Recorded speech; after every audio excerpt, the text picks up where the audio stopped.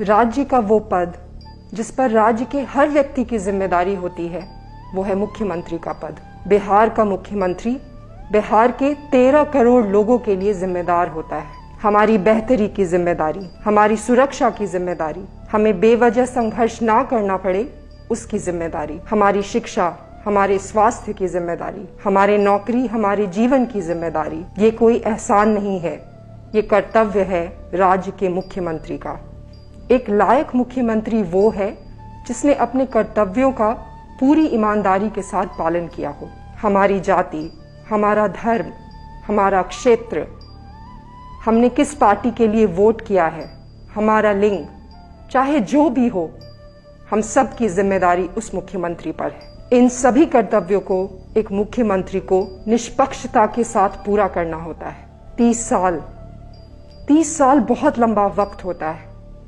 30 साल में कई देशों की दिशा और दशा दोनों ही बदल गई। हमारा खुद का देश बहुत आगे बढ़ गया, दुनिया बहुत आगे निकल गई। हम में से कई लोग 30 साल पहले बच्चे थे और अब बहुत बड़े हो गए, पर 30 साल में बिहार में कोई आदर्श मुख्यमंत्री नहीं हुआ।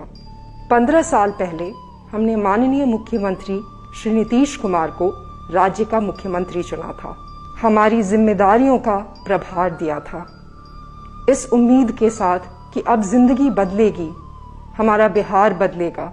सुशासन का वादा करने वाले नीतीश जी से लोगों को बहुत उम्मीदें थीं, पर उनके आदर्श की सच्चाई वक्त के साथ हम सबों को पता चल गई। कुर्सी बचाने के लिए तथाकथित सुशासन ने कुशासन से दोस्ती भी कर ली, पर हमें लगा शायद उन्हें मुख्यमंत्री होने का, 13 करोड़ जनसंख्या की जिम्मेदारियों का, लोकतंत्र का भार महसूस होगा, पर ऐसा हुआ नहीं। उन्होंने कुर्सी बचाने के लिए उन्हीं लोगों से दोस्ती कर दी जिनके खिलाफ लड़ाई करने के लिए हमने उन्हें चुना था। उन्होंने पिछले 10 सालों में काम में कोई रुचि नहीं दिखाई, हमारी जिंदगी बदलने में कोई रुचि नहीं दिखाई, हाशिए पे खड़े गरीबों की जिंदगी बदलने में कोई रुचि नहीं दिखाई। लोग वहीं रह गए, लोगों के पास आज भी मकान नहीं रहा और सत्ता के दलालों के लिए मकान बनते गए। इन्होंने किसी की मदद नहीं की सिवाय खुद के। कहते हैं आदमी को जानना है तो उसके आसपास के लोगों को जानिए।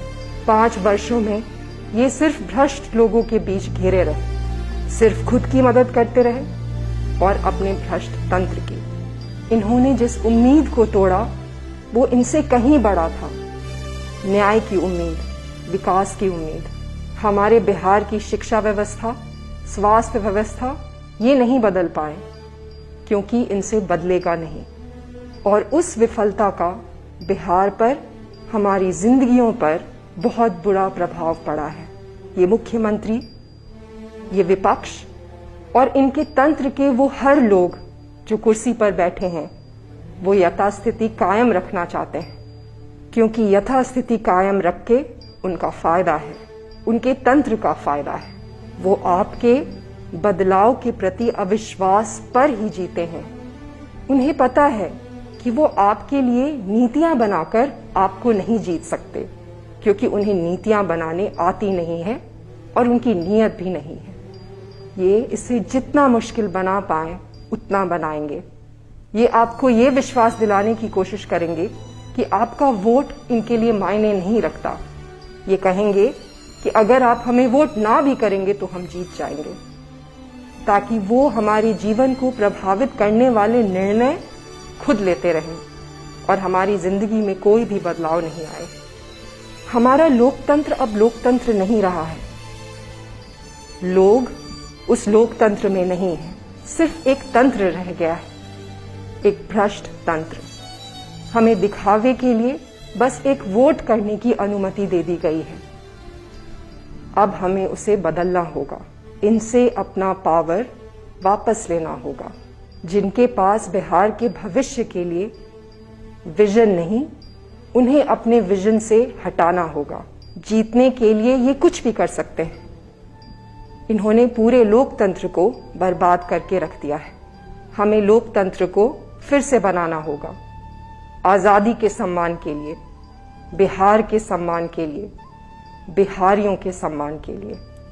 हमें हमारी सारी ताकत आने वाले 13 दिनों में झोंक देनी है और इस बार ऐसे वोट करना है जैसे हमने कभी वोट नहीं किया हो। अच्छे लोगों को, साफ सुथरे सीधे लोगों को अपना प्रतिनिधि बनाना है ताकि बिहार, जिसे हम बेहद प्यार करते हैं, उसका गौरव और उसकी गरिमा वापस आ सके। सम्राट अशोक के उसी बिहार को जो कभी विश्व में सबसे आगे हुआ करता था, उसे फिर से आगे लेके जाना है और वो संभव है। पर वो संभव तब है जब हम नीतियों की राजनीति करें, नेताओं की नहीं। बिहार को पूर्णतः बदलते हैं, अब आगे बढ़ते हैं।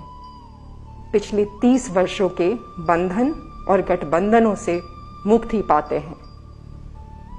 पिछले 30 वर्षों के नकली नेताओं से मुक्ति पाते हैं। नीतीश जी और लालू जी के पिछले 30 वर्षों से मुक्ति पाते हैं।